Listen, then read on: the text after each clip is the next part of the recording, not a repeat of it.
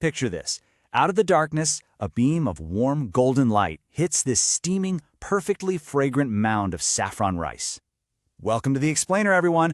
Today, we're diving into the epic, historical saga of a dish you probably recognize, biryani.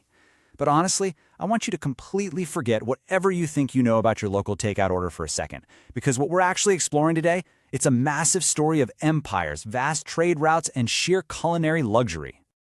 You see, this isn't just rice and meat mixed together on a plate.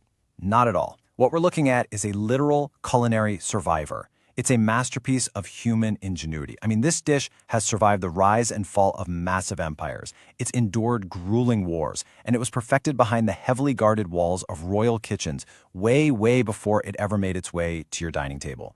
Which really brings us to this fascinating question. How in the world did a dish that was strictly meant for kings, emperors, and fierce warriors manage to conquer the bustling modern streets of the entire globe? Seriously, how does something so incredibly exclusive become literally universally beloved? Okay, let's dive right into this. Here's our roadmap for today's explainer. We'll start with a journey beyond food. Then we'll trace its Persian roots and royal trade, check out the Mughal transformation, follow its evolution across India, and finally, look at how it became a modern global legend. All right, part 1, a journey beyond food.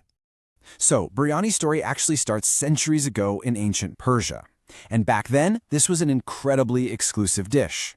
The glowing fire embers of those ancient kitchens, yeah, they definitely weren't cooking for the masses. This beautifully fragrant rice and richly prepared meat were designed strictly for kings holding court and warriors needing heavy sustenance. But it didn't just stay locked in those palaces. It was carried across vast, unforgiving distances, pushing through heavy desert dust to reach entirely new lands. Moving on to Section 2, Persian roots and royal trade.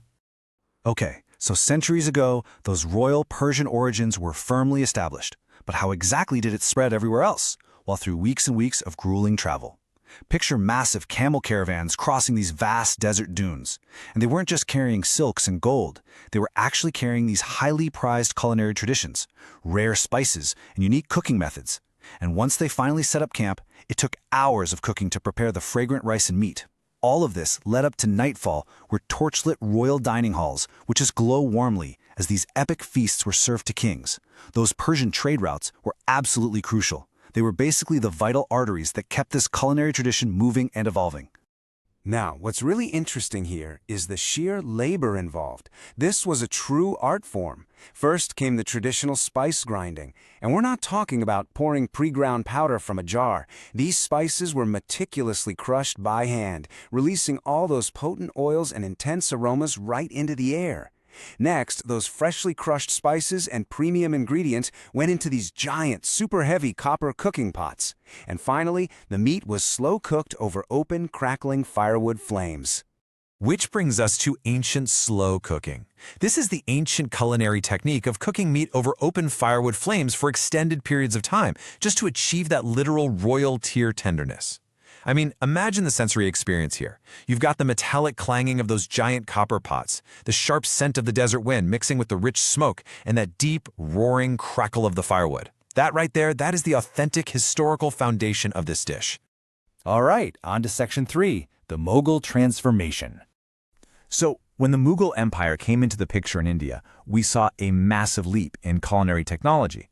We move away from the Persian preparation of slow-cooked meat and fragrant rice over open flames, and we get this brilliant Mughal innovation. They introduced layering. So inside these massive imperial kitchens, the royal cooks began layering the meat and rice inside giant copper vessels. And then, this is the best part, rich golden saffron milk was luxuriously poured over that top layer of rice before the whole vessel was completely sealed up. It's like a giant flavor puzzle. It just added an entirely new dimension of flavor, color, and absolute atmospheric depth. And the sheer scale of this was wild. This newly transformed dish fed the imperial royal courts, sure, but it also fueled the empire's military. Picture the dramatic glow of huge firewood flames and lanterns lighting up these midnight war camps, where tired soldiers were being fed this exact same rich, complex dish to keep their morale and strength up. It was incredibly luxurious, but at the same time deeply practical for a massive empire on the move. Which leads us to Section 4, Evolution across India. As the dish moved across the subcontinent, Every single region added its own unique, deeply cultural soul to the recipe. First up, Hyderabad. This version is defined by bold, energetic spices. Think busy night street markets glowing under warm lights. Then we shift gears to Lucknow, where the focus is all about delicate rice layering and Nawabi elegance in very refined, quiet royal kitchens. And finally, Kolkata. During difficult, resource-scarce times, they made the brilliant, historical addition of potatoes. The vibe here totally shifts to vintage Bengali streets glowing softly under lantern light. Literally every region took this dish and completely reinvented it to reflect their own history and their own people. And that brings us to our final chapter, Section 5, A Modern Global Legend. We've officially moved from an exclusive, heavily guarded food meant only for kings, emperors, and elite warriors, right into the realm of universal comfort food. Today, it belongs to midnight street food lovers, it belongs to groups of friends laughing over dinner, and to families gathering around a table. It's just wild to think about how it is completely democratized over the centuries. And you see this modern reality everywhere today. Steaming plates flying out of fast-paced restaurant kitchens.